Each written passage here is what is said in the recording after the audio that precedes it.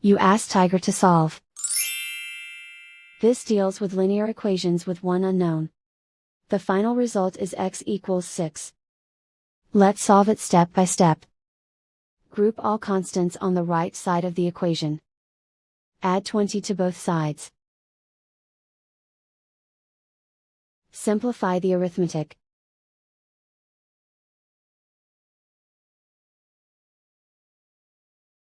Isolate the x.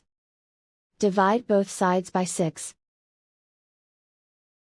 Simplify the fraction.